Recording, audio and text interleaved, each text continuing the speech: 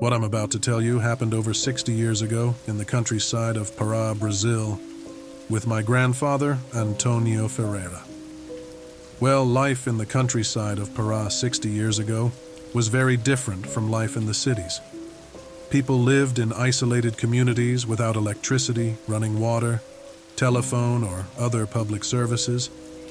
Most of them depended on subsistence agriculture, fishing, hunting, and collecting products from the forest. At night, there were people who turned into animals such as pigs, jaguars, and the frightening Matinta Pereira. Because of pacts and spells, the Matinta Pereira whipped and beat anyone who crossed her path, almost killing. That's why people avoided going out at night.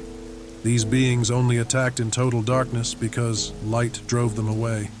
They saw people by their teeth and nails, which shone for them in the dark. One day, my grandfather was thinking about what he was going to get to feed his family and decided to go to the mangrove to catch crabs. He spent the whole day there until he got hungry and decided to cook some crabs on the riverbank. When he finished, it was getting dark, so he hurried, put a basket full of crabs on his head, and started to go back home.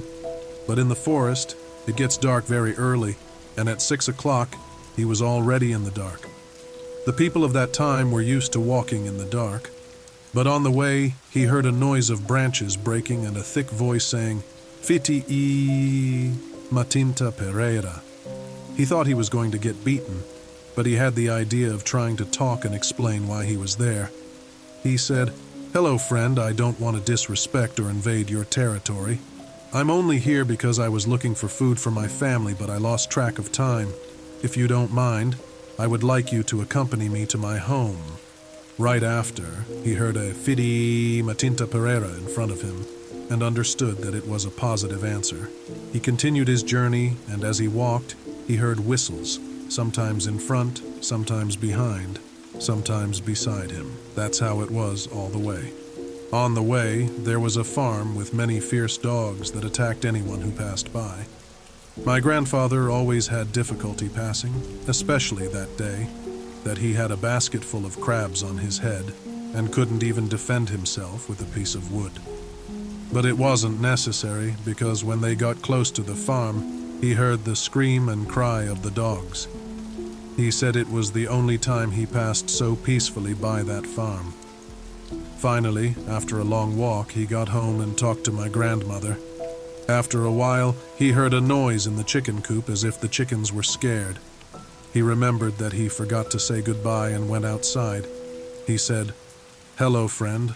Sorry, I forgot about you, but I'm already home and safe. Thank you very much for accompanying and protecting me. You may go on your way now." As soon as he finished speaking, he heard afar from him a "Fiti Matinta Pereira." This is a true story, and, in my opinion, that Matinta Pereira knew my grandfather when he was in human form, because my grandfather was very well liked by everyone who lived there. That's why he was spared. But if it was someone else there, I believe the story wouldn't have a happy ending. Well, thank you for watching until here. See you next time.